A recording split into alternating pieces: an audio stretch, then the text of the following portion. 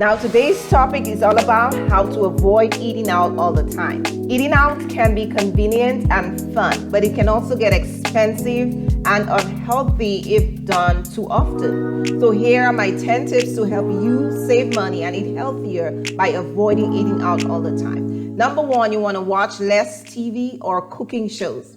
Now, why do you want to watch less TV? Because the research shows that watching TV with a lot of food commercials can increase your appetite. It can stimulate cravings for unhealthy foods that will lead you to consume more calories than you need.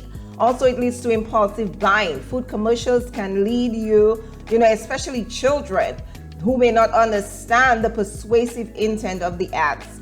It will lead you to buy things on an impulse. It will therefore increase your spending. Frequent exposure to food commercials will increase your spending on food, especially prepackaged meals or fast food.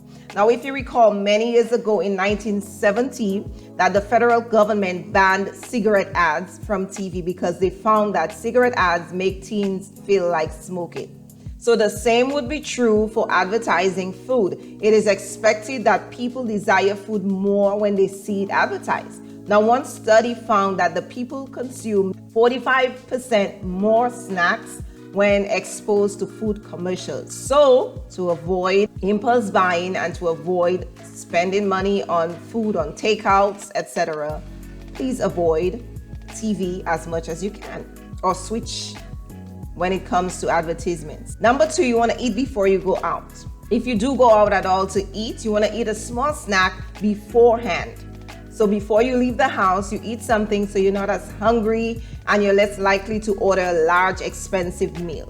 Now, additionally, if you're going out, you want to eat before you leave the house so that way you'll be full enough and you won't need to order anything at all. Number three, you want to have enough groceries on hand. Most Americans eat commercially prepared meals about 4 times a week. Now, if you make just 2 of these meals at home instead, you will save almost $1,000 a year. Now, this is a money channel, right? So if you save $1,000 every year and you invest it with an 8% annual growth rate that is compounded over 10 years, for instance, you will have approximately $15,000 at the end of the 10-year period. So you want to do smart grocery shopping. You want to buy your ingredients in the stores instead of having to buy food out. Now you want to do smart grocery shopping. You want to buy ingredients that make for easy meals or that can be put together within a short time. So in the event that you don't feel like cooking, you can throw something together and easily have a meal quickly, easily, no problem. And that way you're not tempted to order out. The next tip is to use meal kits. Now, a meal kit service is a subscription-based food delivery service that provides customers with measured ingredients and recipes to prepare meals at home. Now, I love the meal kit service. Now, with a meal kit, the customer can choose from a variety of meal options, including different cuisines, dietary restrictions. You can choose your portion sizes, and then you receive a small box containing all the ingredients that you need, as well as the cooking instructions. Now, meal kit services offer a convenient solution for busy individuals who don't have the time or the energy to plan meals or to shop for ingredients and to cook meals from scratch. They also provide an opportunity to try new recipes, new ingredients. So it's so very convenient. I love the meal kit service because it gives you the opportunity to try new ingredients, things that you would have never thought of cooking. They send you those ingredients and you just put it together. Very easy.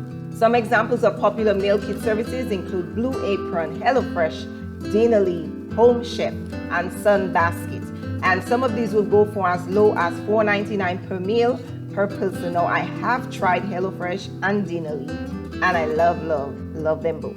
For me, a meal kit is super convenient. If you're busy, it's a convenient way for you to save time and save money.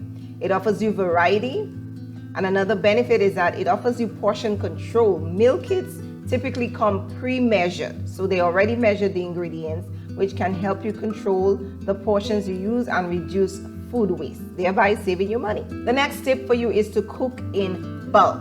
Now, let's be real, it is not every day that you feel like cooking. At least for me, that's the case. I don't want to be over the stove every single day, especially when it's hot. And I'm a huge proponent of saving time and being productive. It is not productive spending 2 to 3 hours sometimes every day cooking meals.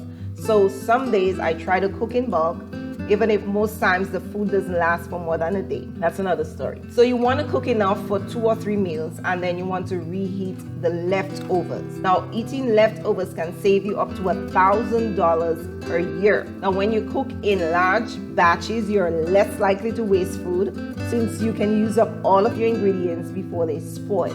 And when you cook in batch, you are less likely to order out because there's a meal already prepared. Next, you want to cook easy meals for those who don't like the idea of reheating your meals the next day. Let's face it, sometimes the thought of lunchtime and what to cook to feed 3, 4, 5 kids, it just makes you want to pick up the phone and place an order or just go through the drive-thru. Now, to avoid that, you want to have 2 or 3 meals prepared for the week. That only takes 10 to 15 minutes to prepare.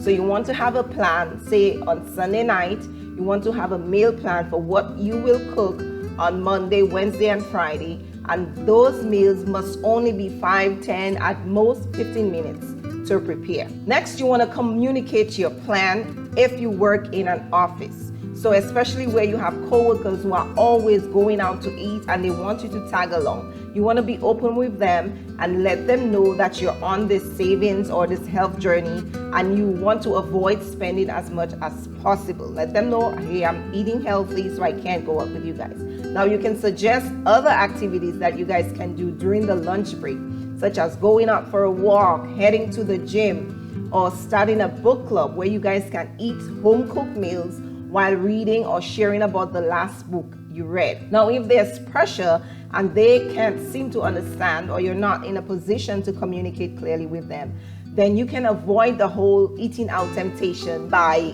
getting out of the office right before everyone else heads for lunch. I mean, that way you're not there when they're leaving and you won't be tempted to tag along. The next tip is to change your location. Sometimes you just want to eat out for the sake of being out. And it's not just for the food. So in that case, you just want to pack a basket and go have a little picnic in the park. You can also eat in your car if that is allowed, assuming you won't spill anything on the floor. The next tip is to have a potluck. Now, if you're craving social interaction and food, you want to invite friends or family over for a potluck. Everyone can bring a dish to share. You can enjoy a variety of foods without the expense of eating out. And finally, you want to have a plan for your money. If you want to be stirred up about not going out to eat, then you need to have a plan for your money.